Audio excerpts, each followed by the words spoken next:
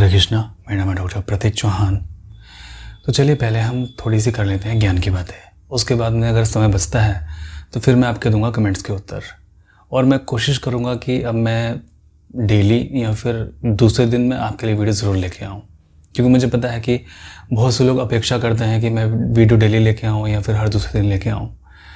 तो मैंने आपके सामने एक पिक्चर शेयर किया था, पिक्चर अभी स्क्रीन पर लगा देता हूँ और मैं अपने लैपटॉप में देख लेता हूँ। पिक्चर में ये है कि एक मधुमक्खी है और मधुमक्खी को देख के एक जो लेडी है, हाँ लेडी के सिर पे पता नहीं बाल क्यों नहीं बनाए उन्होंने, कार्टून वालों ने बिल्कुल गंजा कर दिया लेडी को। जो लेडी है उसको मधुमक्खी को देख के एक दिमाग के अंदर एक हनी की इमेज बनी कि मुझे इससे शहद मिलेगा, जो कि शहद मेरे शरीर के लिए बहुत लाभदायक है। ये जो ब्लू वाला है बंदा, ठीक है, इसको लगा खतरा कि मधुमक्खी कहीं मुझे काट ना ले। तो यहाँ पे एक डॉक्टर ब्रूस लिप्टन है जो कि बहुत अच्छे बायोलॉजिस्ट हैं, जिनकी लगभग मैंने सभी बुक्स पढ़ी हैं, सभी सेमिनार्स उनके मैंने ऑनलाइन अटेंड किए हैं और मैंने देखे हैं। The moment you change your perception is the moment you rewrite the chemistry of your body. What is the chemistry of your body? आपकी जो बॉडी के अंदर केमिकल लोचा जो चल रहा है, आपके बॉडी के अंदर जो केमिकल बदलाव जो होता है वो क्या चीज़ है, हम इस पिक्चर के माध्यम से बहुत अच्छे से इसको समझेंगे।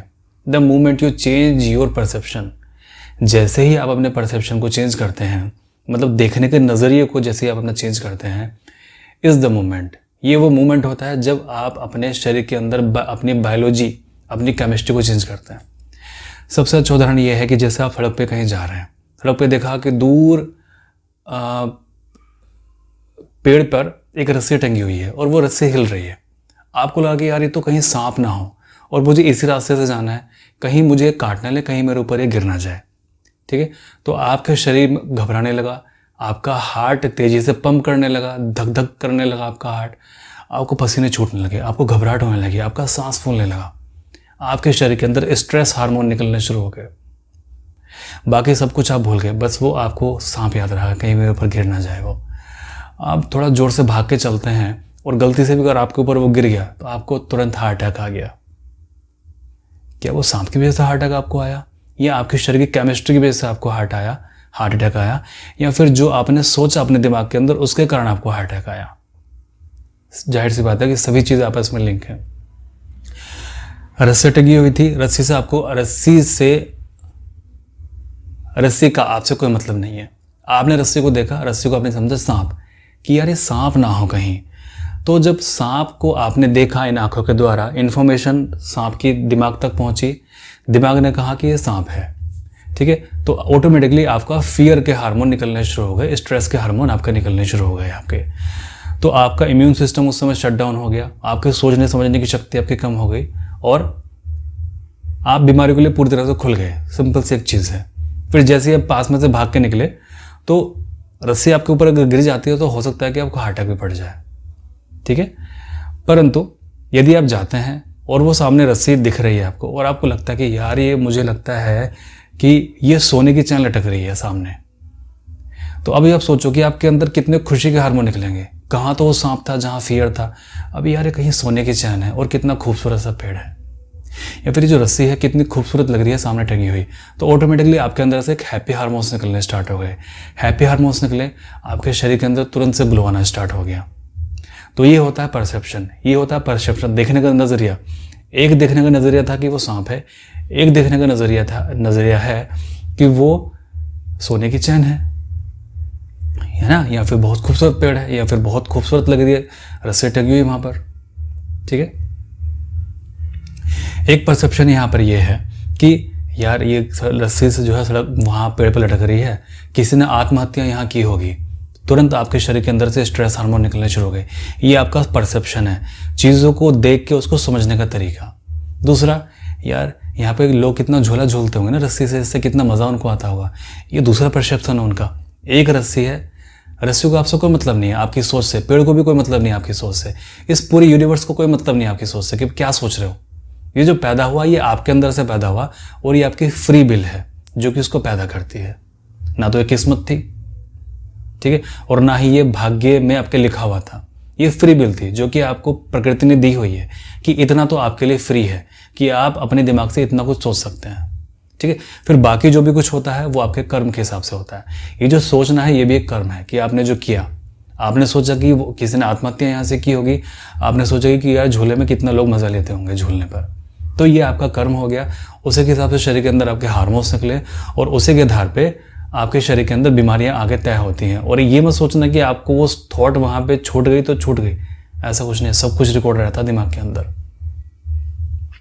तो अब ये जो इस लेडी को जो हनी के जो ख्याल है इसके अंदर आया, तो इसके शरीर के अंदर कौन कौन से हार्मोन्स यहाँ पर निकले।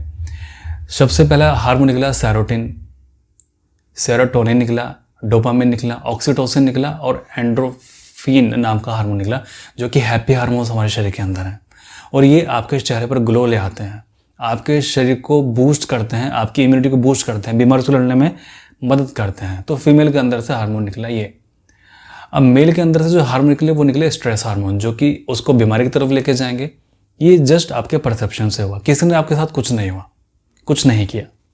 तो यहाँ तक आपको बात समझ आ गया कि आपकी जो सोच है, आपके जो विचार हैं, आपको किस तरह से बीमार कर देते हैं और आपके जो विचार हैं किस तरह से आपको ठीक कर देते हैं। अब आप क्वेश्चन उठाते हो कि सर टेंशन तो होती ही है, चाहे जितने मर्जी दूर करने की हम कोशिश करें, टेंशन को हम दूर नहीं कर पाते, वो चाहे किसी भी चीज़ को। अच्छा, हम दूर करने की कोशिश करते हैं। जैसे लोग मुझसे जब फ़ोन पे बात करते हो, हम ये सोचते हैं कि सर हमें डिप्रेशन था और आपकी वीडियो देख के हमारा डिप्रेशन दूर हो गया। आपकी बातें सुन के हम खुश हो जाते हैं ऑटोमेटिकली। जब भी हम परेशान होते हैं आपकी वीडियो देख लेते हैं, हमें शांति मिल जाती है, ऐसा उन लोगों का कहना है। तो ऐसा क्या किया जाए कि थोड़ा सा अंडरस्टैंडिंग आपको क्लियर हो, थोड़ा मोटिवेशन आपको ना मिले, मोटिवेशन नहीं मिलेगा आपको, केवल आपकी अंडरस्टैंडिंग को क्लियर किया जाए। तो ये जो हार्मोन्स तो आपने समझ लिए, आपका परसेप्शन आपने समझ लिया कि किस तरह से परसेप्शन आपका काम करता है। मेरा टॉपिक होता है झाई होगा। अगर आप ये सोचें ठीक है, सब कुछ ठीक है, मेरी झाई ठीक हो जाएंगी, कोई भी डाउट आपके मन के अंदर नहीं है, परंतु फिर भी अगर आपके मन के अंदर डाउट होता है यार सब कुछ तो करके देख लिया, चलो ये भी करके देख लेते हैं, होती है तो ठीक है, नहीं तो कोई बात नहीं। ये परसेप्शन है आपका जो कि आपको इफेक्ट करता है। ओके, बाकी देखिए परसेप्शन भी होता है और शरीर के ऊपर इफेक्ट भी होता है। हम चीज़ों को दोनों तरफ से लेंगे। फिलहाल तो मैं ये मनोवैज्ञानिक तौर पर बात कर रहा हूँ, मैं शरीर की बात यहाँ कर ही नहीं रहा हूँ, क्योंकि शरीर भी उतना ही ज़रूरी है जितना हमारा मनोविज्ञान है। तो मेरा जो टॉपिक हमेशा होता है वो मनोविज्ञान के होते हैं, क्योंकि मेरे को इस फील्ड में बहुत इंटरेस्ट है और मैं चाहता हूँ कि आप लोग भी इसको समझ के अपनी प्रकृति को चेंज करें, अपनी केमिस्ट्री को रीराइट करें, अपने शरीर के अंदर बहुत सारी चीज़ों को ठीक करें जो कि आपकी साइकोलॉजी से पैदा होती हैं। और भाव का जगत ही बहुत मुख्य जगत होता है, जैसे कि श्रीमद् भगवद गीता में कहा गया है कि आप जो हाथों से कर्म कर रहे हो उसके इतना ज़्यादा महत्व नहीं है जितना आपके अंदर भाव पैदा हो रहा है उसका जितना महत्व है। ठीक है, तो यहाँ पे मैं छोटी सी कहानी आपसे कहना चाहूँगा। अभी हमारे पास में समय बहुत है, अभी की वीडियो केवल 8 मिनट की हुई है। तो एक पंडित जी एक ट्रेन में चढ़े, उनके पास सामान था, उनके पास एक बैग था, उसके साथ में एक छोटा सा बैग था और एक छाता था। वो ट्रेन में चढ़ते हैं और जहाँ पर बहुत समझदार लोग आपस में बैठ के बातें कर रहे थे, ज्ञान की, विज्ञान की, ईश्वर की, पॉलिटिक्स की, वहाँ पे जाकर वो बैठ जाते हैं और बैठ के वो सामान को नीचे रखने की ना बजाय सामान को एक एक करके अपने ऊपर रख लेते हैं, अपने सर के ऊपर। यानी कि वो पहले बड़ी अटैची रखते हैं, फिर उसके ऊपर से छोटी अटैची रखते हैं, फिर उसके ऊपर से छाता रख लेते हैं। तो बाकी जो वहाँ पे लोग बैठे थे पहले वो देख के हंसे और देख के हंस के उनको बोले कि यार पंडित जी आप कैसे काम करते हो, मतलब आप तो मूर्खता के सारे हदें ही आपने पार कर दी। अरे भाई ट्रेन चल रही है तो ट्रेन पे आप सामान उतार दीजिए ना, आप सर पर रख के क्यों बैठे हैं, बिना बात के अपने सर पे बोझ लिए बैठे हैं, गर्दन दर्द करने लग जाएगी, कंधे दर्द करने लग जाएंगे, शरीर थक जाएगा आपका। तो पंडित जी ने ये कहा उनसे कि यार देखो मैं ट्रेन पर एक्स्ट्रा बोझ नहीं डालना चाहता और मैं सारा है बोझ अपने ऊपर लेके चलना पसंद करता हूँ, तो ट्रेन के ऊपर मैं एक्स्ट्रा बोझ क्यों डालूँ, जब सामान मेरा है तो मैं ही इसको सर पे लेके चलूँगा। तो कहेंगे ट्रेन जा तो रही है, जहाँ पे आपको पहुँचना है वहाँ पे आप पहुँच तो जाएंगे, तो सामान को नीचे रख दीजिए। तो पंडित जी ने कहा यार बात तो आप बहुत समझदारी भली करते हैं, तो आप तो समझदार बहुत लगते हैं। मैं भी ये देखता हूँ और दुनिया के अंदर ये सोचता हूँ कि लोग अपने सर के ऊपर कितना बोझ लेके चल रहे हैं।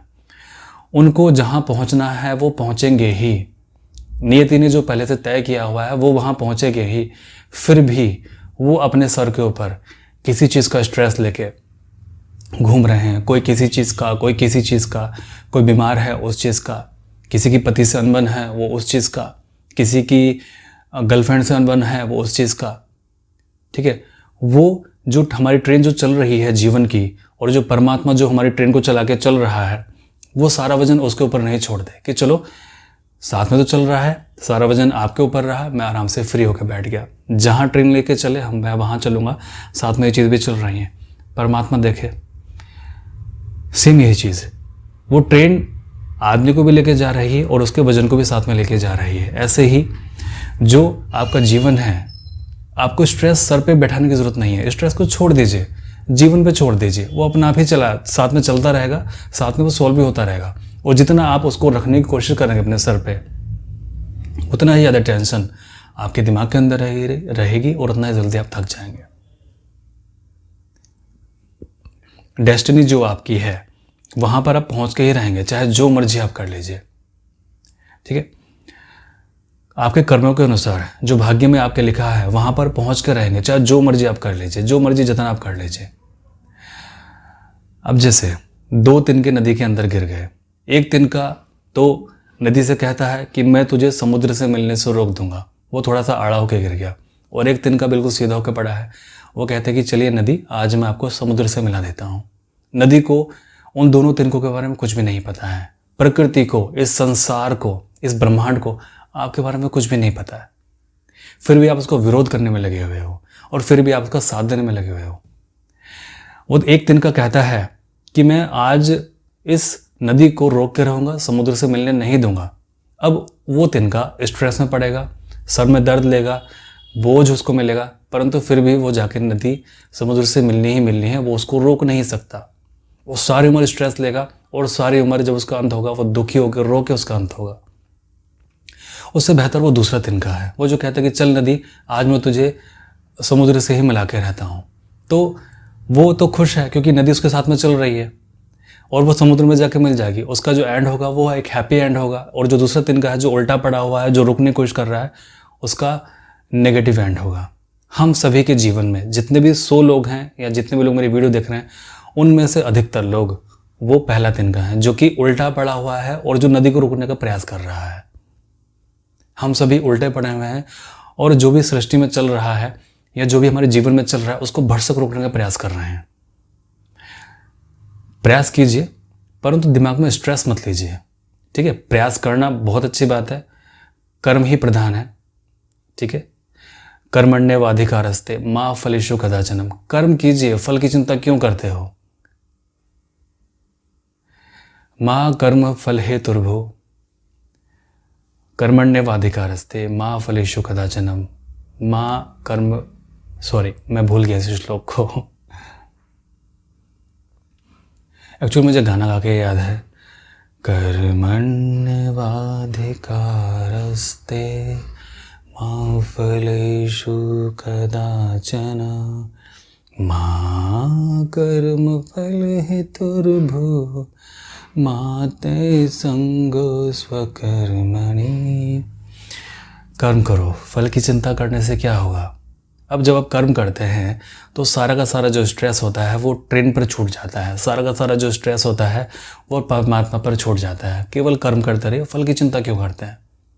तो अगर इस तरह की सोच अपने दिमाग के अंदर आप रखेंगे तो मैं नहीं मानता कि किसी भी चीज़ को ठीक करना पॉसिबल नहीं है, किसी भी चीज़ को हल करना पॉसिबल नहीं है। फिर आपको उस चीज़ से इफेक्ट पड़ना बंद हो जाएगा। याद रखिए, वो दूसरा वाला तिनका बनिए जहाँ पे कहते हैं कि चलो ठीक है, अब मैं तुम्हें तुम्हारी डेस्टिनी से मिला देता हूँ। दुख है तो दुखी सही, सुख है तो सुखी सही, क्या फ़र्क पड़ता है उस चीज़ का। डेस्टिनी तो वही है जो होनी ही है, जो लिखा है वो तो होना ही है आपके कर्म के हिसाब से, तो फिर चिंता किस बात की। ठीक है, तो अभी हमारे पास समय बचता है, वीडियो 15 मिनट की हो गई है। अब मैं आपके कमेंट्स रीड कर लेता हूँ जो कमेंट्स आप लोगों ने किए हैं। व्हाट्सएप में यहाँ खोल लेता हूँ। Hello, good afternoon doctor. आपने मुझे बोला था। चलिए, ये मेरे इजराइल के पेशेंट हैं, आगे मैं देखता हूँ, इन्होंने कमेंट बहुत लंबा हाँ है। जी सर, शायद मेरी ना 1-2 मंथ ਦੇ ਅੰਦਰ ਅੰਗੇਜਮੈਂਟ ਦੀ ਡੇਟ ਰੱਖਣੀ ਆ ਤੇ ਇਸ ਲਈ ਪਲੀਜ਼ ਮੇਰੀ ਸਕਿਨ ਕਲੀਨ ਹੋ ਜਾਵੇ। ਮੈਨੂੰ ਹੁਣ ਇਸ ਤਰ੍ਹਾਂ ਦੀ ਸਰ ਮੈਡੀਸਿਨ ਦੇ ਦਿਓ।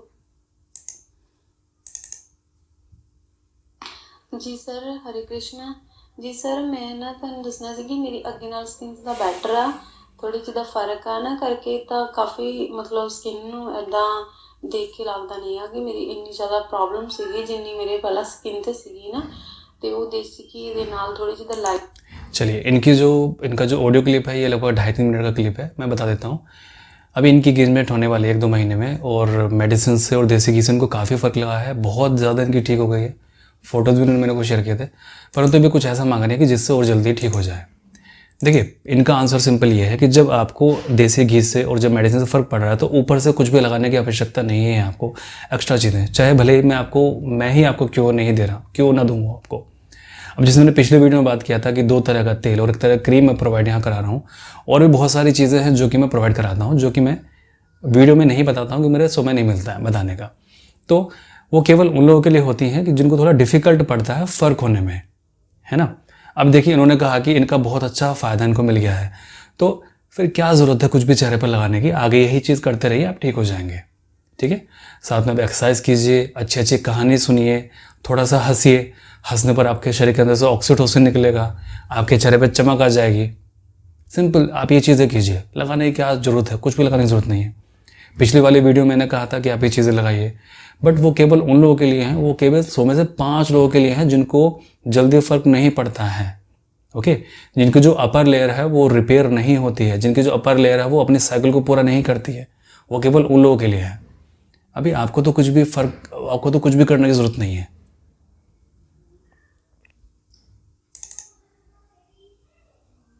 क्रीम लगाने के बहुत सारे तरीके हैं, और ओके, ये तो मेरे कमेंट है।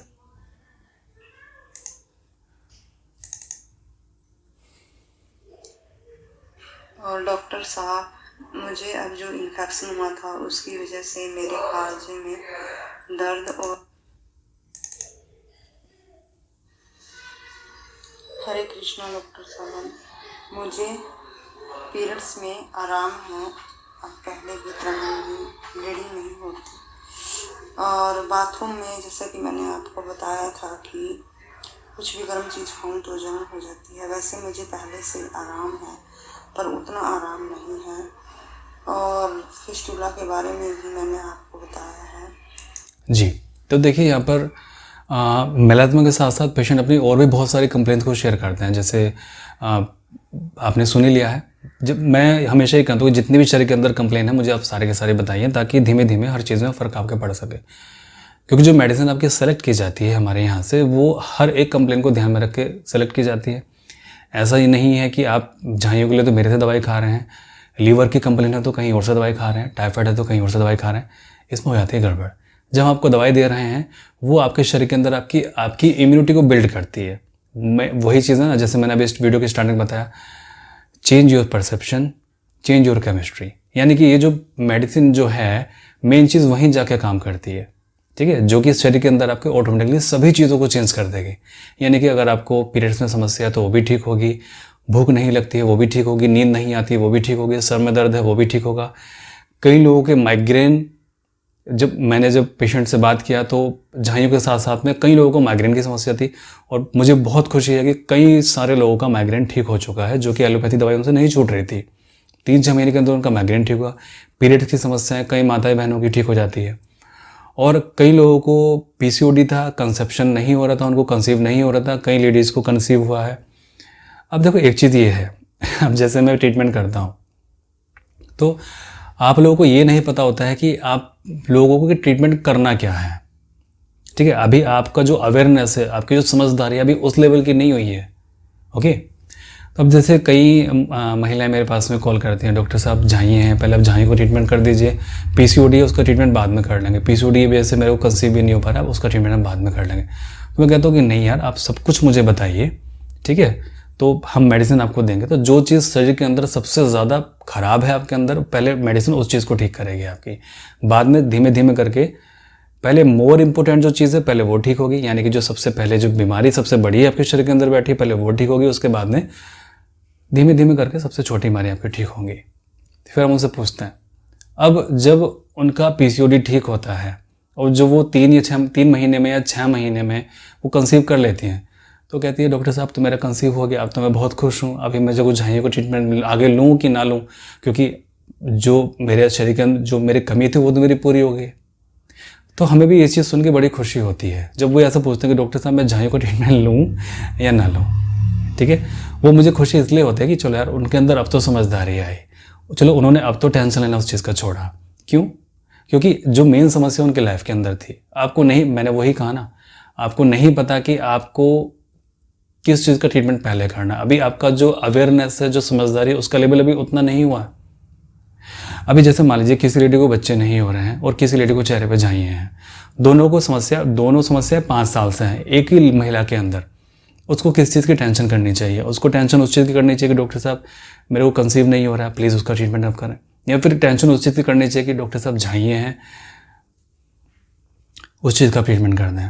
और मुझे पता है कि आप में से बहुत सारे लोगों का आंसर वही होगा कि चेहरे पे झाइयाँ हैं वो ठीक होनी चाहिए, परंतु ये उसके लाइफ का सवाल नहीं है कि उसको कंसीव नहीं हो रहा, उसको बच्चे नहीं हो रहे हैं, आगे जाके उसके लाइफ में समस्याएं हो सकती हैं, क्या उसके लाइफ का सवाल नहीं है?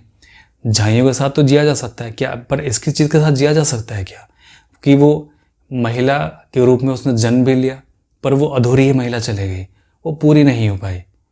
एक लड़की, एक महिला तभी पूरी होती है जब वो माँ बनती है, ठीक है, और जब वो अपने स्तन से एक बच्चे को दूध पिलाती है तब वो पूरी तरह से एक महिला बनती है, तब उसका जन्म यहाँ साकार होता है जिस पर्पज से उसने जन्म लिया है, तो वो तो उसका इनकम्प्लीट ही रह जाएगा। तो फिर कैसे आप झाइयों के लिए चिंता कर सकते हैं? तो बहुत सारी लेडीज़ होता है कि मुझे बहुत खुशी होती है कि चलो अभी इनका कम से कम आधी से ज़्यादा टेंशन तो उनकी ख़त्म हुई, कंसीव हो गई।